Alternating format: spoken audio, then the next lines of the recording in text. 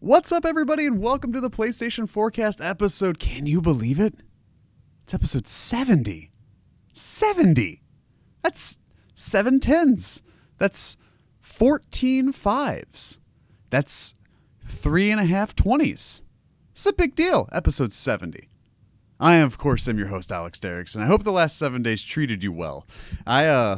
Typically, it's part of the show I talk about what I've been playing, right? And I don't want to regale you and bore you with more Battlefront 2 and more Titanfall 2, and there's a fly in here. I don't like it. I don't like it one bit. I think it's going to antagonize me the rest of this here broadcast. But the one thing I want to talk about with Battlefront 2, and I tweeted about it a little bit, my goal is to finish that this week. I've set goals aside to knock out that, to knock out Blood and Truth, and to maybe, best case scenario, finish Titanfall. Then I can probably move on to Doom and maybe something else. I really, really, really want to get into The Witcher. I have not done that. I need something that scratches my Mass Effect itch that I got going on right now. So, hoping that'll be The Witcher. Now, Battlefront 2. I have talked many times over, even away from this show, before this podcast was even a thing, right? About how, when you're talking about the PlayStation Pro and you're talking about the OG PS4, right? Or old launchy, as I call the old girl here. I've never noticed like a discernible quality drop. Like, yes, visual fidelity, sure. Processing speed, yes. But not in terms of actual overall in-game performance. And this was something I ran into actually just a couple days ago playing Battlefront. Now, credit where credit is due. Launchy was much quieter running Battlefront than the Pro is. Like, since I cleaned those out a couple weeks ago, it's been night and day difference in terms of whether this sounds like a dying, sputtering old vacuum or like just a gaming console. So that's been a noticeable difference. What is also a noticeable difference was how shitty Battlefront 2 ran on the launch PS4. Maybe this issue is tied exclusively to me. Maybe this issue is tied exclusively to the mission or the chapter I was on. So the chapter I was on, it was the tail end of the Bespin chapter. Now, spoilers for Battlefront 2 incoming. It's when you're still playing as Aiden, but before you play as Lando. So I got to a spot. I had to clear off a landing platform to try and get a ship. And the whole thing was riddled. There was like one ATST, and it was just littered with various forms of stormtroopers. And the more things that came at me in different areas, the chuggier the game got. And I kind of was like, okay, like, yeah, I was dealing with some frame rate issues kind of coming into this, and I'm not too surprised. What shocked me to my core, ladies and gentlemen, was there was probably 13, 14 stormtroopers within a general vicinity. Me and then my AI partner. I threw an impact grenade, it hit, it exploded, and the game froze. Like, full stop, didn't even go to like 6 frames per second. It went to straight 0 for about 1.5, 2 seconds. And it just held there. I was like, oh my God, did I just freeze the game? Like, did I just hit some weird like glitch point? Like, cause like I'm in this one specific hallway and like threw this grenade with this many, did I trigger this? And full stop froze, took 2 seconds, loaded the explosion and the actual animation of the stormtroopers going everywhere. And I was like, that was weird. That was really weird. And then about 10 seconds later, it did it again with about 8 or 9 enemies on screen at once. And I was just shooting. Like, I was just doing whatever, like regular, casual, gunplay. It got really framey with the actual like walking around the areas. And like I said, I don't know if this was like this specific environment with this specific setup or what, but noticeably negative experience to the point where I actually had to like stop what I was doing, put the PS4 in rest mode, which it also froze trying to do that, and then eventually got there. Got up, walked away, came back, booted it back up, got through the mission, no problem. But it was a point where I was like, oh my God, this is unplayable. Like, I can't do this. And fortunately, problem solved. We were good. It was taken care of, and no BD. But got through the mission, and now I can probably go on and finish the game. But good lord, I just wanted to highlight the first negative transitional experience I had between playing a game 100% to this point on the PS4 Pro to taking Battlefront to a launch PS4, and that there was a noticeable quality drop. Like I said, I'm gonna try and finish the game on the actual launch PS4 just to see if that is a like systemic endemic problem that goes through the whole like game on this system, or if maybe it was just this one mission at this one point at this one stage. I'm expecting framiness at least, because like it is a noticeable graphical like fidelity difference moving from playing this game in its native format, on the PS4 Pro with a 4K TV, whether it's 2K, checkerboarded, I can't tell that difference, but it is a drop taking it down here onto a 720p television. Like, I was even sitting there going like, wow, this looks not good. Like, it's a thing for me where if I can tell the difference, it probably looks worse than it is, because like I don't typically like highlight that, right? Like I'm the guy that a year ago was like, man, I played God of War on a 720p display and it was fine. I didn't have a single problem with it. And then I finished it up on the Pro, and I was like, oh wow, this is considerably different. Like, okay, like I can tell the frame rate was a little smoother, but like with this, it was night and day for the 45, 50 minutes I was playing on this. So the goal is to finish it, see if that is a problem that runs throughout. Then I want to finish up Blood and Truth. I want to do a couple other things. If you're curious about the Wednesday stream, what I'm contemplating right now, and I talked about this on last Wednesday stream, I wanted to go back through Uncharted 4. I know I'm like The Witcher and all these other games, but what I want to do is I want to revisit Uncharted 4, because I don't have the same sense of fondness for Uncharted 4 that I have for 1 through 3 and even Lost Legacy. And I don't know if maybe it was like a wrong time kind of thing, because I was super excited, had a great time playing it, obviously. But it was a thing where I was just kind of like, okay, like there's a lot going on, but what I want to do is we're going to do it different. Is I have all of the different graphic filters you can put on that game. So what we're going to do is we're going to take Uncharted 4 through. We're going to boot it up, twitch.tv/PressXDaleks on Wednesday, and we're going to throw that cell shade filter on it. And we're going to see how gorgeous this game can really look with a nice cell shaded, style. So that's the plan for Wednesday. Plans can change, cards subject to change without notice, right? But that's the plan. That's the plan. We're gonna throw Uncharted 4 up on Twitch, and we're gonna put the cell shade filter on, and we're gonna play that baby with a new look. Because no one takes advantage of this. You can do that pixel, you can do that sepia, that black and white. Like, I want to hit this up. The game is gorgeous, and if it was designed to look in multiple facets, we should take that multifaceted approach to the visuals. So that's the plan. You're caught up. Now, in terms of the other game I played was Fishing Sim World. You can find that on the YouTube archive, the stream archive playlist on youtube.com/PressXDaleks, as well as the VODs for the next 50 some odd days. Super serene, super peaceful, super accurate. I could only put about an hour into it before I kind of like was getting a little ho-hum with it just in the play now mode. It's one of those games where like, I think like actual fishing, it's going to be a good stress reliever, where if I'm just like, I don't want to play anything, I just want calm and nothing, I can pop in Fishing Sim World, and kind of get into the other modes there. But that was a cute, fun little game in gorgeous environments, gorgeous looking water, player models, like whatever, just garbage. That fly, I don't like it. This is going to be a recurring theme. I'm glad that this is a more low-key episode. The fly picked a good time to pester me, and if I can kill it before the episode's done, y'all owe me a Coke.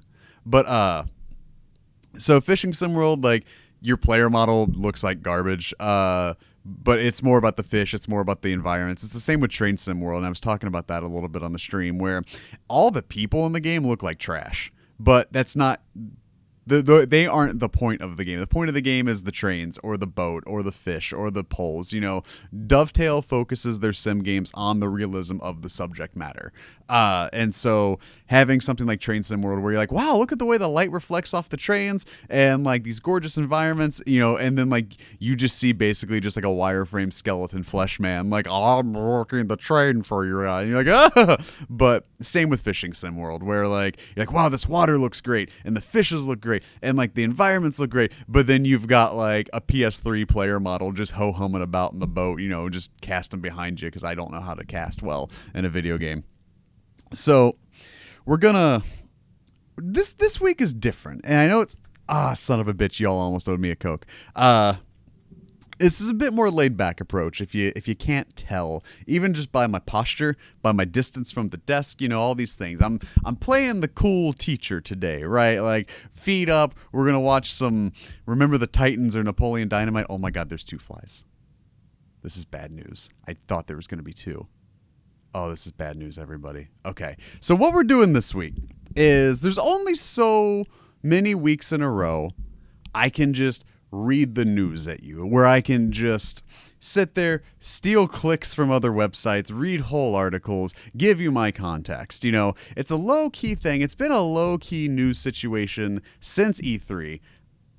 I'm tired of trying to make news out of not news. I'm tired of trying to sit here and be like, oh, is this a big deal? And like, honest to God, I pulled the news this morning for the past week as I do. I was compiling everything and I looked at it and I honest to God just went, these are just lists. These aren't news topics. There's no context. This is just like, here's the list of games for EA Access. Grand Theft Auto's brought out gambling. Here's your new PS Now games. And that's stuff you guys can do on your own. You can find your paginated websites. You can do all this stuff. So what I wanted to do this week, and it's going to create, I think, probably a more truncated experience as well. We're still going to do the drop. We're still going to do Trophy Talk. Never you mind that. That's not going away. I still got to keep you all in the loop about what's coming and going. But I wanted to turn this episode toward you and ask for your questions, what you're feeling, how you're, what pick my brain, right? Because y'all ask me questions on Twitter a good amount, and I appreciate it, and I love it, and I love that interaction with y'all. But I try to keep those really succinct because I could go off on a tangential, thread tear, the likes of which the world has never seen. But if I want to keep that, compacted into 280 characters, I'm limited in how I can feel. I can't expand on stuff enough without like being super overwhelming with my answer, as well as I try, really even then brevity is the soul of wit for me kind of on Twitter. And there are instances where I still will try to like keep a thought to 140 characters or fewer, right? So I wanted to take this time, get your questions, have you guys pick my brain, and really give you more in-depth answers to anything you might be wondering over the last 70 weeks of me doing this, listening, whether this is your 3rd week, 5th week, whatever. I wanted to kind of like give you guys this time to come at me with stuff. So that's what we're gonna do. Let's do the rigmarole and we'll get into the questions here. So this is the PlayStation Forecast, and it does come to you live on Mondays at twitch.tv/pressxtoalex. But if you miss it live, don't worry. You can get it Tuesdays at youtube.com/pressxtoalex and the podcast services of your choice, except SoundCloud. But if you want to help the show get on SoundCloud or the various other improvements we can make on this program, you can help support the show at patreon.com/pressxtoalex for the one tier to rule them all, which is just $1 a month.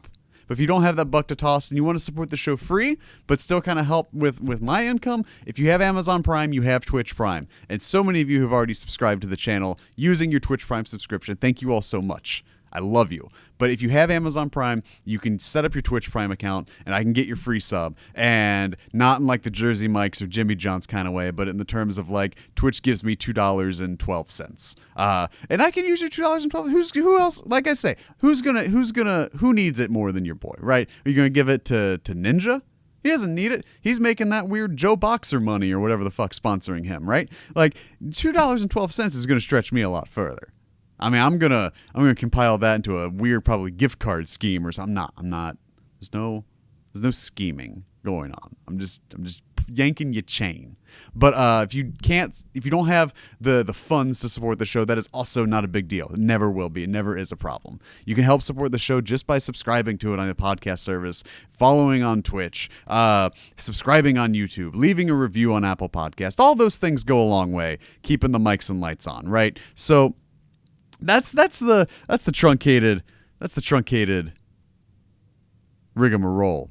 So let's get in. I even put out on Twitter, the chat is open. Y'all know I stay away from the chat typically when I record the show, but we're leaving the chat open. I'm going to get to the chat questions that there may be, but we're going to start. Let's do this. This is an all mailbag edition, and let's do this. Let's go in. We're going to start from the top. All right. At the Dadcade on Twitter got at me at twitter.com/PressXDialects, like so many of you did, and asked what PS2 era game deserves the most remaster or sequel. Okay. So a PS2 era game. Now this is tricky because a lot of those PS2 games that you would typically remaster, right, that you would kind of outwardly seek to do, are like your Icos, your Shadow of the Colossuses, your Jak and Daxters, your Ratchet and Clankses. You know, it's those games that were those kind of like mascot staples. And I thought about this long and hard, and it's a PS2 era game, so that I think deserves a remaster. So that leaves out anything that could have been on PS3, which would have, you know, I would have said Prince of Persia, right? Or something like that. Like I would have been like, those will absolutely bring those over. But that's been done. We got those taken care of. Ratchet and Clank, taken care of. Jak and Daxter, taken care of many times over. So a PS2 era game that I think should be remastered or get a sequel the most. Need for Speed Underground.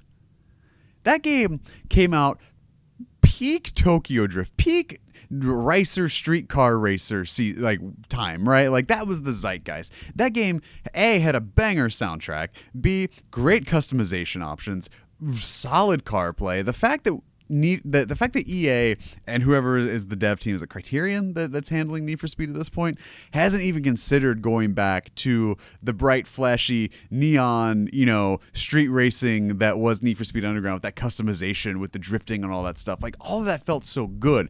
Granted, I have not played Underground since it came out. So that game, for all I know, could not stand up to the test of time. But if you're asking me to look back on fondness, games I have a real good fondness for PS2, where I was like, why haven't they capitalized on it? And sure, they made Underground 2, but it never moved beyond that generation, right? Like Most Wanted came to 360, and I think maybe it came to PS3, but it was never the same. It never captured, the from the window to the wall that Underground had.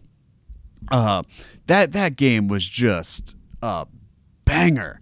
And in terms of like street racing games, like I think it was one of the best that's come out that generation. Like granted, yes, you have your Gran Turismo A-Spec, right?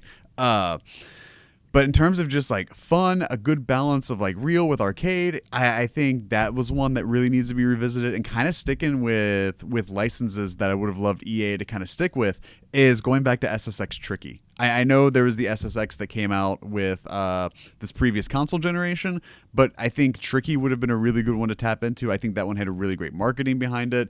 I think there was a lot of good, like solid, like almost cult status fan base behind SSX Tricky.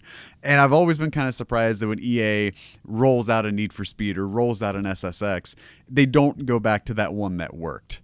So that's one that I would have been like, man, like, where are those? Like, can we get more of those if I had to pick from PS2? Another one might come to me, but if we're just going off the notes I had, that was definitely one of them.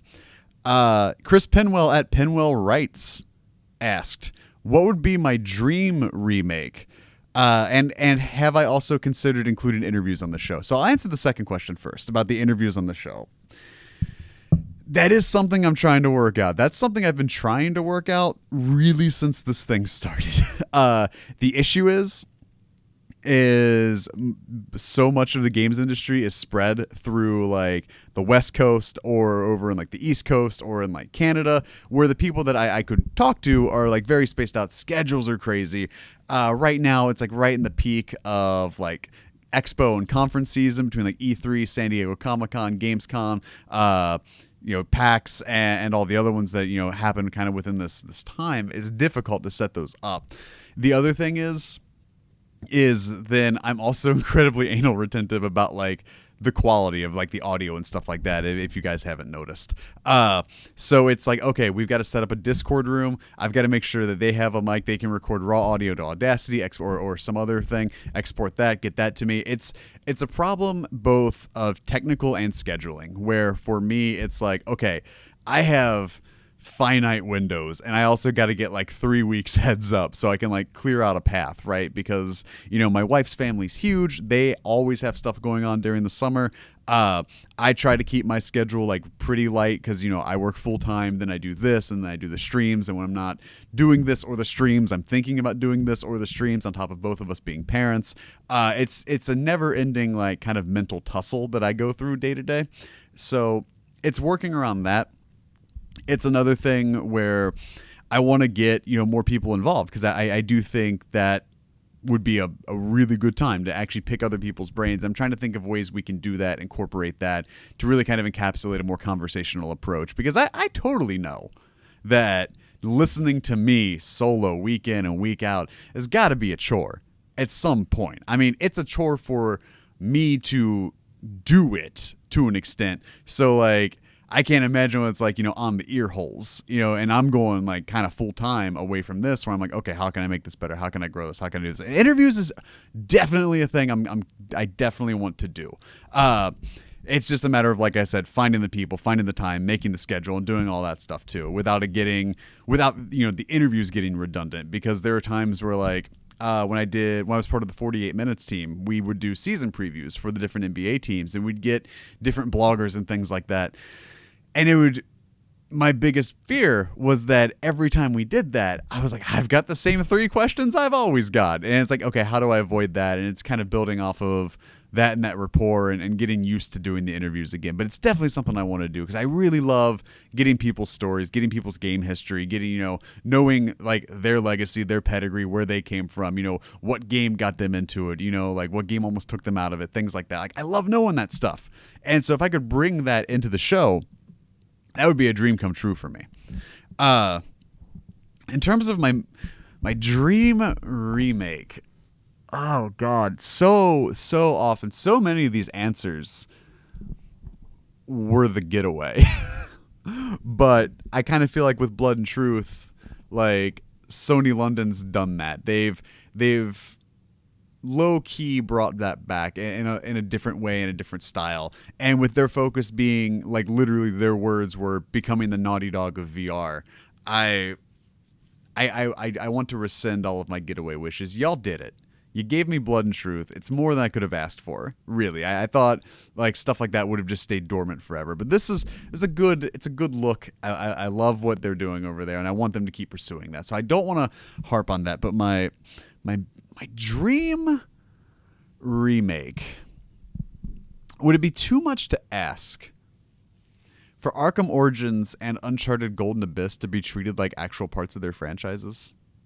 Like, it's not my dream remake, but I think in the interest of fairness, like, if we're double and triple dipping on these franchises, can we at least give Sony Bend the credit they deserve for Golden Abyss? Can we at least give WB Montreal the credit they deserve for Arkham Origins, and maybe tighten up that game a little bit better?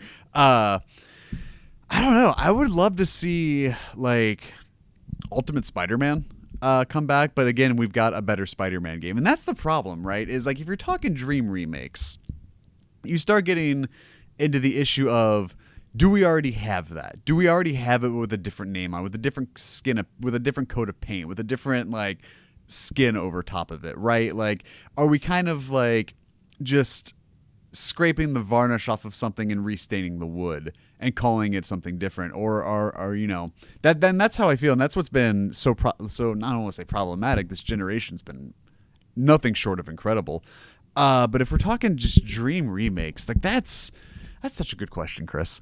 Yeah, I mean, I would love to see Sands of Time brought over. I would love to see the Mass Effect trilogy kind of brought into this generation. fucking, oh my God, give me Twin Snakes. If we're going beyond the realm of PlayStation, like, give me Eternal Darkness. Can we get Eternal Darkness Sanity's Requiem unstranded from the GameCube? And I know Silicon Knights long out of business, like long gone. I totally get that, totally understand that. But like, can we just get someone to pick that license up to revisit that? Because there's so many interesting mechanics that you see like pilfered and lifted, where like you see it with like the Scarecrow missions in the Batman Arkham series, with the sanity meter and stuff like that. And you kind of saw it, you know, earlier on with the Psycho Mantis fights with Metal Gear Solid, but like stuff like that, stuff that kind of breaks that fourth wall, kind of introduces that more meta approach to the game, where it's not so much screwing with the character, but screwing with the person that's controlling the character, right? Like, I want to see more of that incorporated, and I think it's up there with like the Nemesis system from the Middle Earth games, where it's like, how come more people aren't doing this? And it's probably the answer is it's more difficult than it seems. But when you're looking at it and you're examining it, if I'm going back through at least the last 2 or 3 console generations, and you're asking me to pick a single game that we could usher into the 4K era, or at least the 1080p era, like, give me Eternal Darkness. Like, that story was solid. The actual like gameplay was good. It had such an interesting approach, interesting mechanic. Like, I loved Eternal Darkness. I would do just about anything to bring that, to usher that back in, because especially when it was tied to the GameCube, right? Son of a bitch, you almost got it.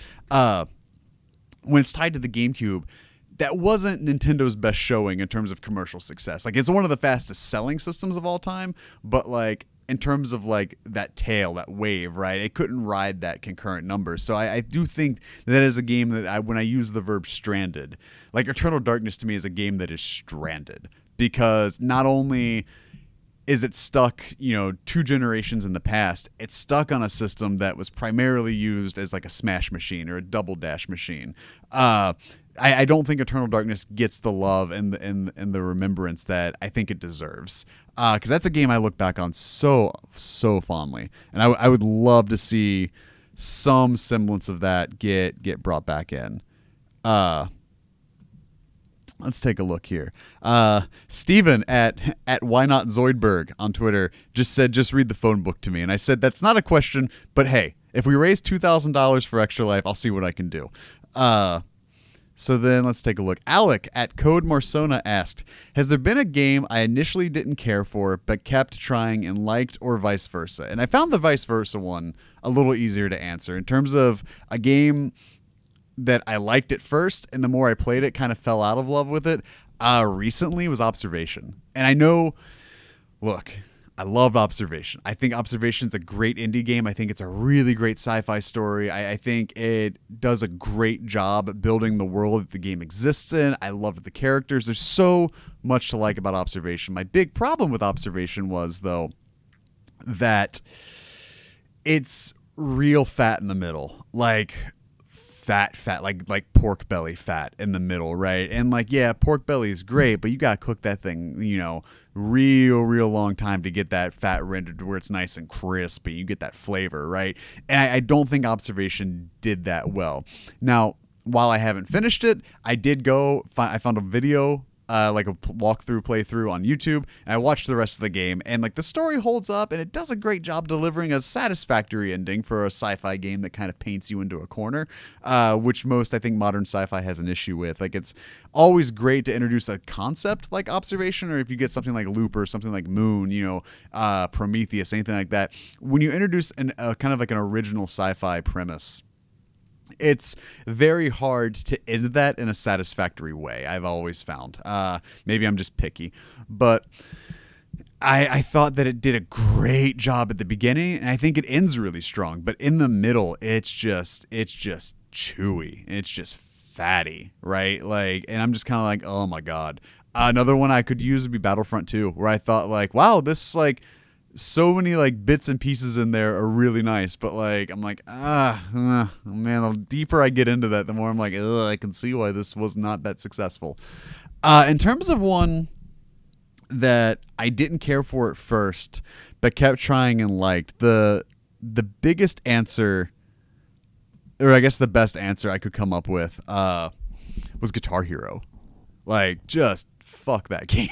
For the longest time, I was so anti Guitar Hero because I fancied myself a musician at the time. I used to be in a band. I took playing guitar very seriously, like more serious, I think, than someone in Northern Kentucky with rock star aspirations should, right? And I saw this as a mockery. I saw this as, who do you think you are, being able to Christmas morning take out a guitar, take out a plastic Gibson SG from a box, and act like you can play fucking Kansas or Boston or, whatever, right? I don't remember the songs that were on the first Guitar Hero.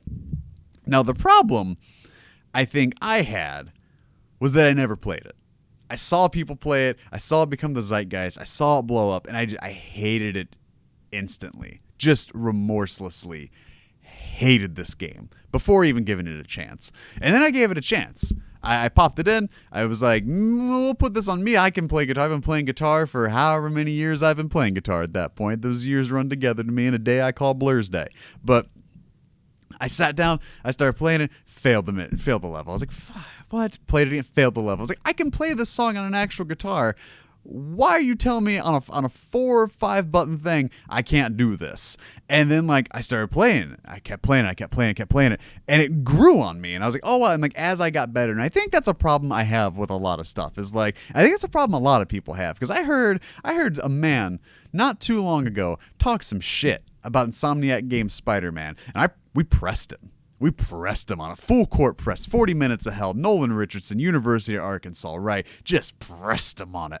And come to find out, he never got past the Kingpin fight at the beginning of the game. He's like, I tried it, I died, and I failed, and I said, fuck this game. This game sucks. And I was like, does it suck, or did you just have a bad time? What difficulty were you playing on? Did you try this? Hey, did you try tackling it this way? And it was just no. So it's like that experience of the definition of insanity, right? Where you do the same thing over and over and over again, expecting a different result. And it's like, nah, man, I struggled with that thing too. You know what I did? I kicked that game down to easy, to the just baby mode. I finished that and just incrementally worked the difficulty back up to a point where I was comfortable, to the point where it was still fun, but issued me a fair challenge. And I think we kind of lose sight of that. And I think if we quit every game that was difficult when we started, what would we learn? What evolution, even for us as people, but as an industry, would we have learned? If we want to get into another game, this one's going to get me in some shit, that the more I played it, the less I liked it. Should I even? It's The Last of Us. I love The Last of Us. I love the characters. I love the world. I love the story. I love Cormac McCarthy's The Road. I love the interpersonal relationships, the interpersonal communication, the growth, the evolution, the round characters that Naughty Dog gives us. I just don't like that game. I don't like the mechanics. I don't think it knows what kind of game it wanted to be. I think at some point it's action adventure, some point it's stealth, some point it's very heavy crafting, very survival horror.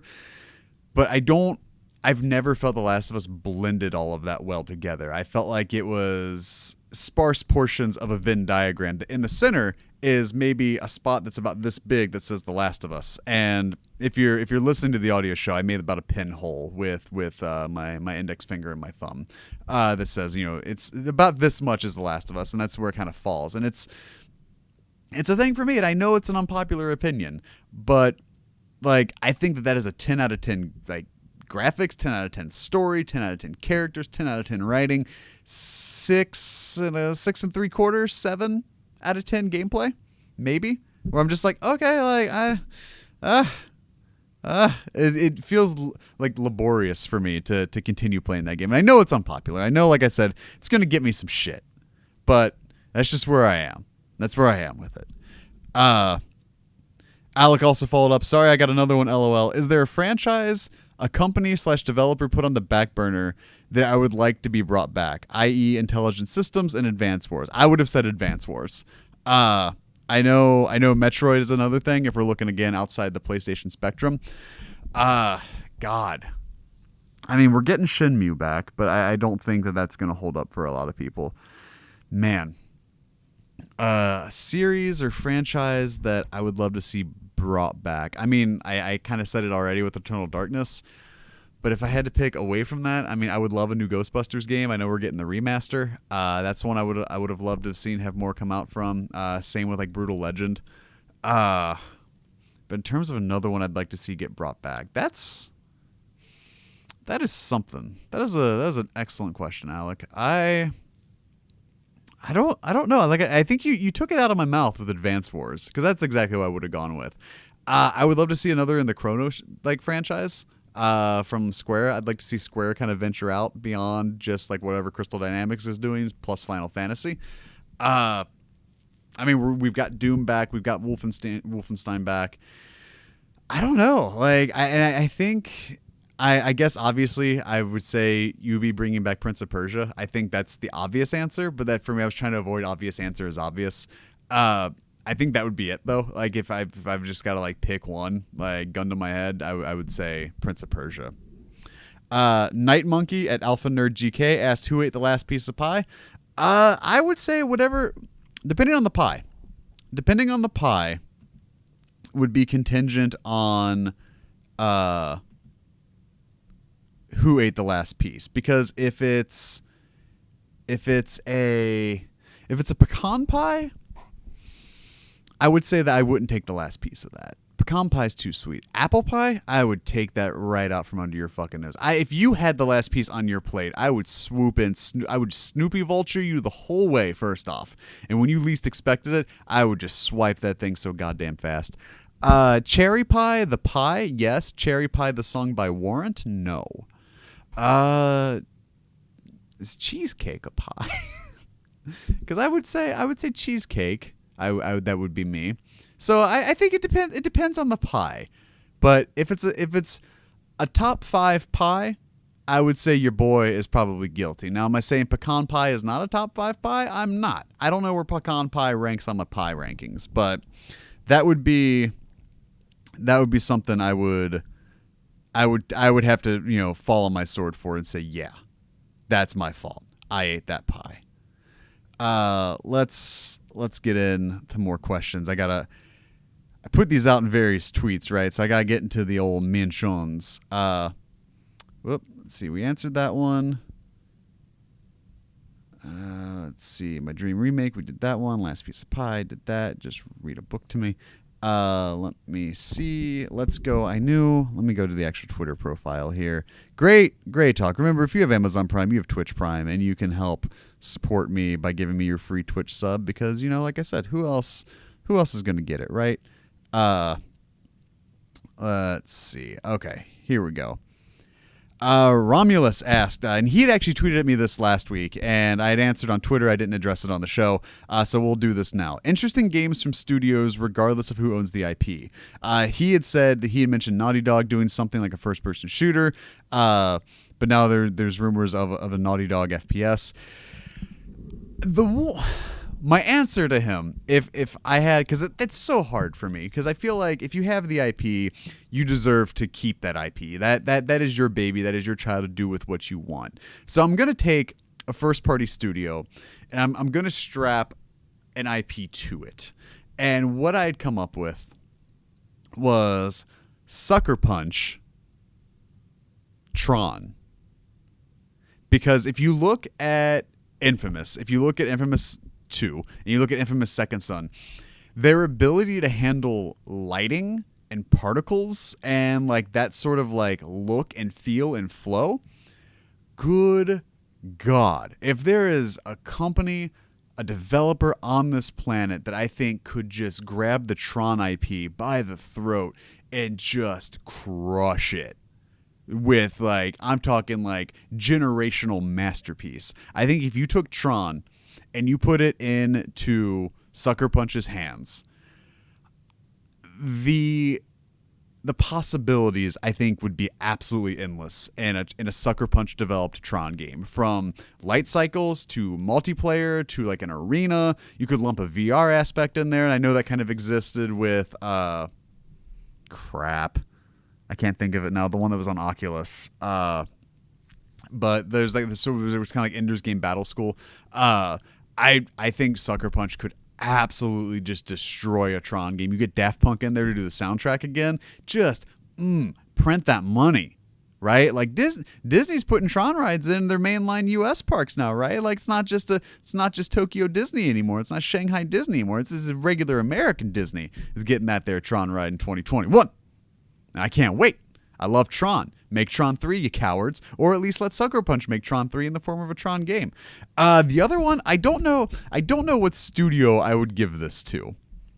But I would love to bring back Parappa the Rappa. Right? But here is what I would want from it. I would want a gritty sort of 8 Mile style. I really didn't want to rhyme there. Like Oh Sir, the Insult Simulator, like battle rap combat game. So I think if you got someone that's like really, really loquacious with like their style, you get someone like Aesop Rock in there to write the actual like raps. You can set up like a if you've never played Oh Sir, it's an insult fighting game. So you chain together insults based off of the words that are given to you. Like you have certain subjects you can roll with, and you have like extra point, like basically like special burns tied to your special character that's like trigger based. I think something like that would be really fun to actually get like a more gritty Parappa game that you could have, where you could actually have a little bit more flexibility. Like even if you took, I think it's the 5th Jackbox game has that robot rap battle, something like that would work. Even if it's like a Mad Lib and you fill it in, but that's still like judged by other players too. So there's that kind of problem. I think something like that, you add like a story mode, and I'm not talking like super grizzled, like Parappa's been out of the game for a long time, he's got like a gut, but I mean like something that's just a little less like, gotta believe, you know, like I love that, right? But I would love to see that incorporated into a little bit more 2019 modernity with something that would be like a little more fun and a little more, I think, you could still do like almost, even if you wanted to do like a button mash kind of situation where like if you had like a Guitar Hero kind of thing where the words come down and you've got like, you know, circle, triangle, square, and X. You're trying to chain the words together and like put rhymes in and things like that, and master like a certain flow or style. Add like a freestyle situation where you could, you know, like just mash buttons to chain stuff together to like, you know, speed the tempo up and adjust like Parappa's flow and thing like that. I think that could be a really fun game. It doesn't necessarily even have to be Parappa, but I think if you just lump that in there and be that and make that how you bring Parappa back into 2019, 2020, 2021, I would play the shit out of that, especially as someone that just loves hip hop and rap music, but also as a writing mechanism, I do freestyle raps to help me like get through writer's block and things like that. Just, and what it helps me remember words, you know, that I may know, or it helps me think of words like, oh wait, am I using that word correctly? Then I can look it up, and it helps my, you know, how I speak, helps my lexicon expand and things like that. So I think it would give a good freedom of creativity to the player, as well as like make a nice, interesting kind of like mechanic that doesn't really exist right now in modern games. Let's see. Next question was from, actually, Romulus had one more. Final question. How sad is it that people named Tucker had to be left out during the Banana Fana song in elementary school? Hashtag I'm with Tuckers. See, my thing about this is simple. Change the letters. Like, why couldn't you do like Tucker, Bo Bucker, Melon, Yellin, Yo Yucker, right? Problem solved. You just, if you see the dirty, if you see the swear coming, improvise, switch it up, throw those kids for a loop. They're not going to know what hit them. They're kids. They're stupid. They're going to be like, banana, melon, yellow. I knew it the whole time. You know, right? Like, just get out, change the words up, you know, just don't leave people out. What about, and my thing was, what about the people named Mike, right? How's that song? Me, my, mo, Mike, like, no, Mike, who wants to end the song Mike? Tucker, you have my apologies, my man. We got to try harder. Melon, Yellin, Yo Yucker. That's what I'm saying. Let's see. Yosemite Blam asks, dormant PS franchise is long overdue for a reboot, not just a remaster. And what classic collection would I like to see remastered from PlayStation of old? Bring the Metal Gear trilogy to PS4. Boom. That just full stop. I think that's a big one. Then also, what sequel do I look forward to most? God of War, Horizon Zero Dawn, Spider-Man, or other? Oof. Oof. Fuck you for that question. Okay. God of War, that sequel frightens me because I think God of War, I've said it, it's a perfect game. Stem to stern, it didn't need DLC from start new game to the credits rolling to the secret ending. There is not a better game I feel that's ever existed. Like, that is my favorite game of all time now. It has usurped the throne of Mass Effect 2/3. And, I mean, God of War, I think, is an honest-to-God perfect game. And I have said perfect games don't exist.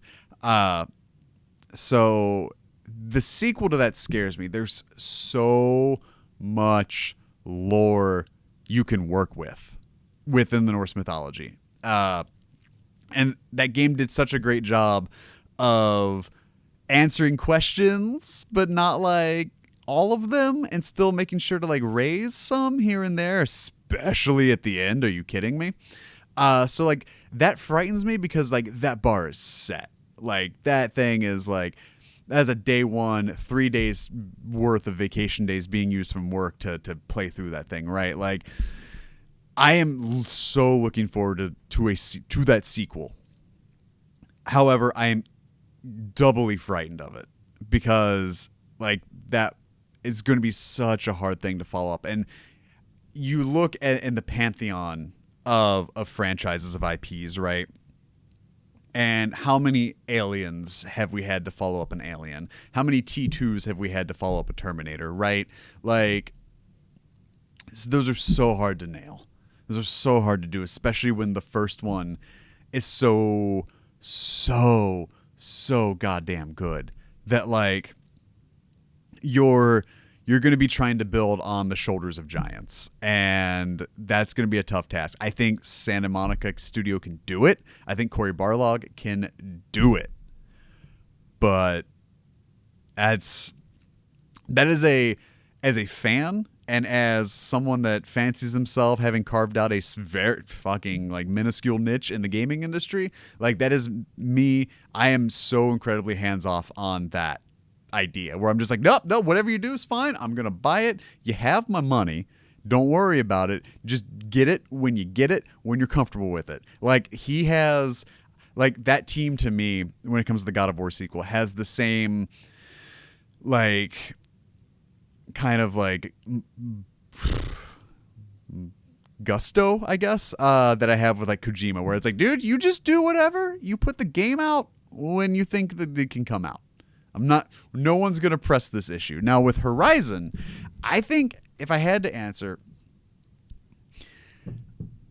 I'm going to say Spider-Man.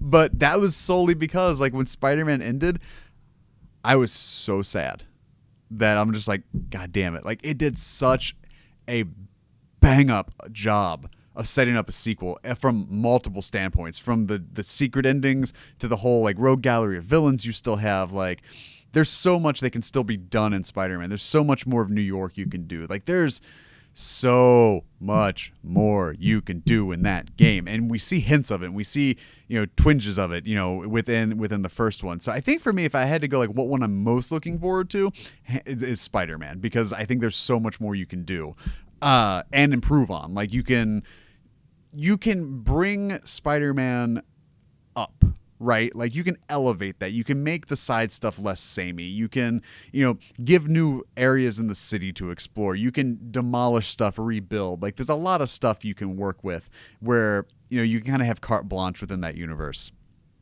In terms of Horizon, I think that one is the one that has the most window to be ambitious, because it's a new IP.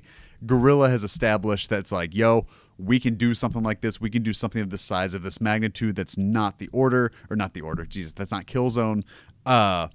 And, there's so much more you can revisit. Like, there's room in there to do a prequel. There's room in there to do a sequel. There's room in there to manipulate and work. And we kind of saw that with Frozen Wilds, where they're like, hey, like, also there's robot bears. Like, we haven't seen the end of the machines that they can make.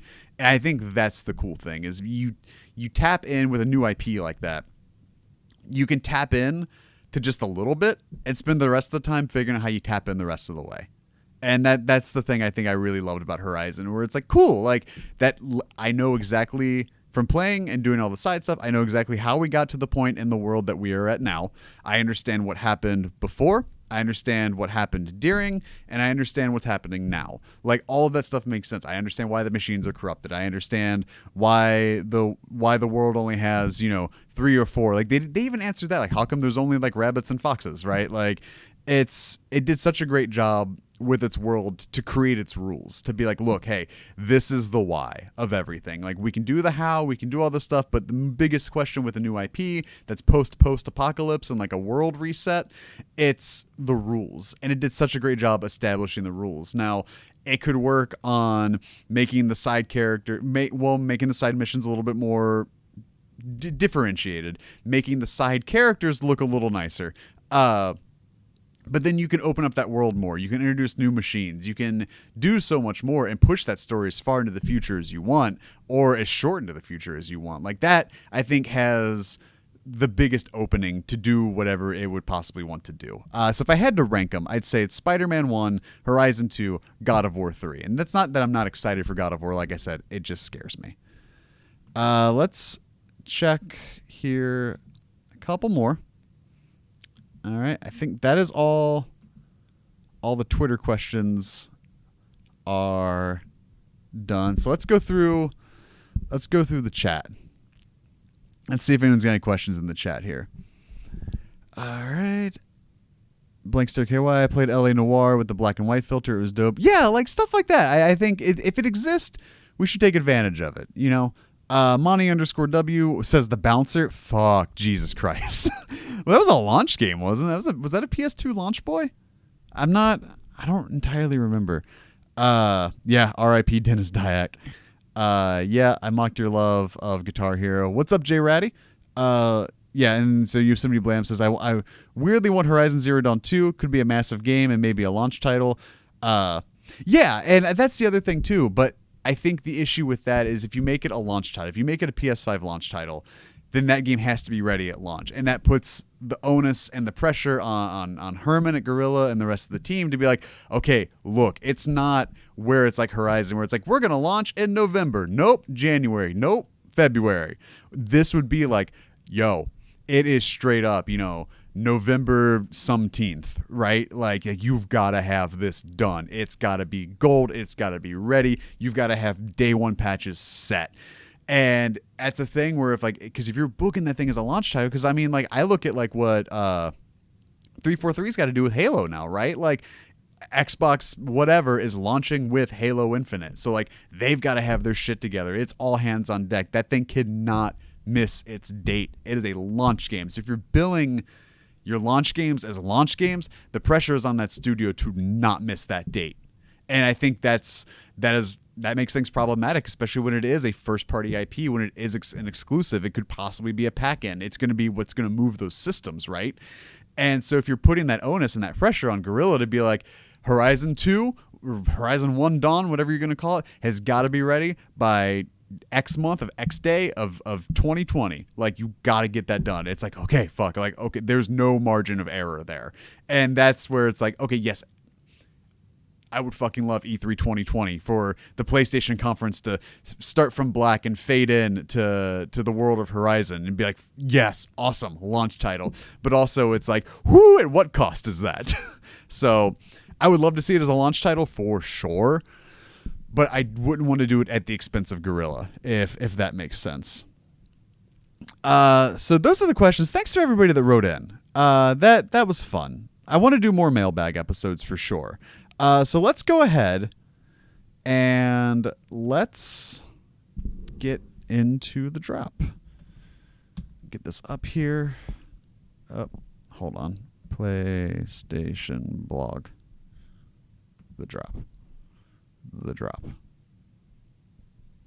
All right. Remember, the drop are your new releases in the North American PlayStation Store for July 30th of 2019. Subject to change without notice. The drop.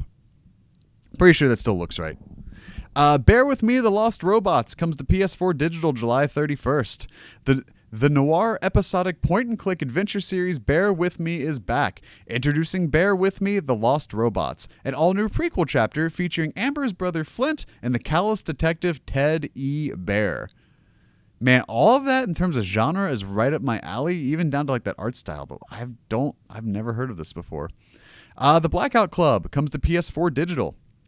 The Blackout Club is a first-person co-op horror game centered around a group of teenage friends investigating a monstrous secret beneath the skin of their small town. Every night, everyone in town gets out of bed and sleepwalks. In the morning, they wake up with no recollection of what happened or where they were. The Church in the Darkness comes to PS4 Digital August 2nd. I've been hyping this game for like 18 months now.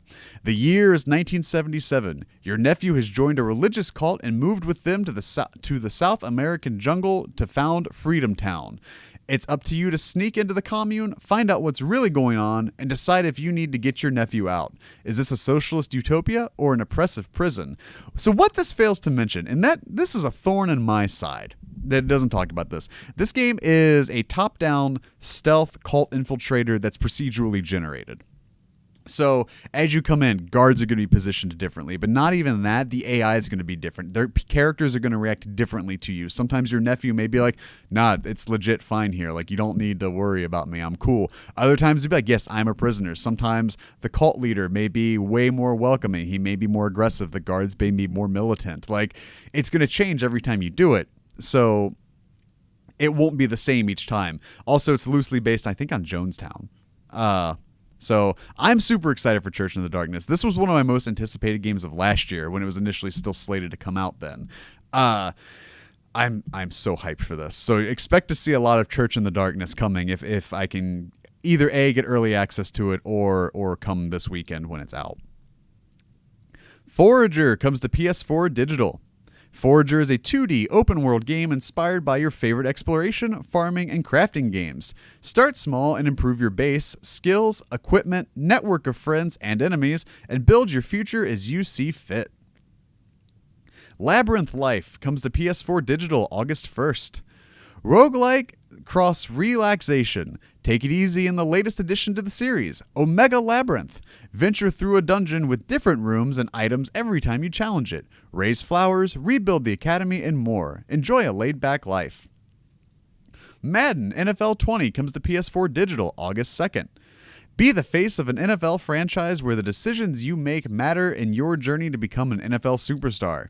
Create your own college quarterback to play through the College Football National Championship playoffs and the NFL Combine for your shot at the NFL Draft. New Star Manager comes to PS4 Digital. This is soccer management like you've never experienced it. Be more than just a player. Be the head, the heart, and backbone of New Star FC. Be the manager. Take control of a beleaguered soccer club which needs your management skills and instincts to unlock the team's potential and make it to the top of the game. Solo, Islands of the Heart, comes to PS4 Digital. Love is a universal feeling, but each of us experiences it in a different way. Solo, Islands of the Heart, explores the theme of love in an introspective way, allowing players to identify and reflect on their own experiences. Super Willu D-Make comes to PS4 and PS Vita Digital Cross-Buy. Willu and Agatha need to rescue their dog from the clutches of Dr. Itevaldo. Roll, fly, jump, and shoot your way across a variety of different platforming levels using unique power-ups to reach the end of the level. Can you defeat all 5 bosses and rescue your buddy? The Tower of Beatrice comes to PS4 and PS Vita Digital July 31st. The life of a thief isn't easy. Always hiding in shadows. Clients cheat. Traps bite. Working on a contract for a mysterious client, you'll need to infiltrate the tower of the more powerful sorcerer Beatrice, steal her book of recipes, and get out alive. And those are your new releases for this week, which brings us to Trophy Talk. Remember, Trophy Talk is the part of the show where I remind you of life's impermanence and how trophies aren't real, so why not get the cheap ones? I am going to pull Super Willu D-Make because it looks like it's 2 separate trophy lists. So if that is an easy platinum, it's 2 easy platinums.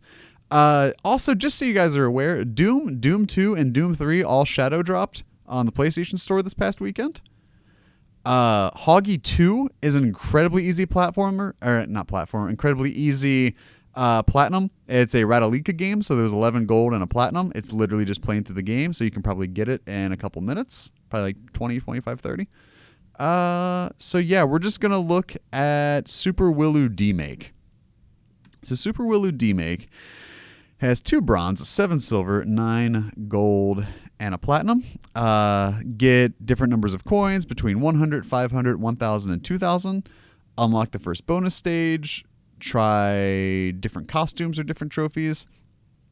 Collectibles of special coins are different trophies, as well as defeating certain enemies and then defeating the first boss and the second boss. This screams Ratalica, but it's not their usual setup of a bunch of gold and a platinum. So I don't know for sure, but it seems like it might be easy. That one's solely contingent on if I knew more about the game than I do. But that seems like that's going to be a pretty easy platformer, or pretty easy platinum. I cannot talk today. So those are your trophies for the week. I think it's as good a time as any, everybody, to say goodbye. So this has been the PlayStation Forecast, and it comes to you each and every week on twitch.tv/PressX2Alex on Mondays live, or Tuesdays at youtube.com/PressX2Alex on the podcast platform of your choice. Remember, if you want to help support the show, you can by going to patreon.com/PressX2Alex, where you can contribute $1 a month to help keep the mics and lights on, as well as subscribing on Twitch. And if you have Amazon Prime, you do get 1 free Twitch Prime sub a month. So you can use that on me as well, and I do make a little bit back on that. With all that said, thank you guys for joining me. This was really fun. I do want to do more mailbag-centric episodes, maybe if I'm going out of town or something like that, more evergreen kind of thing. But this was a good run. I liked this. It was a good trial. I think we're going to do more of them in the future. So until next time, take care. I love you. Do the thing.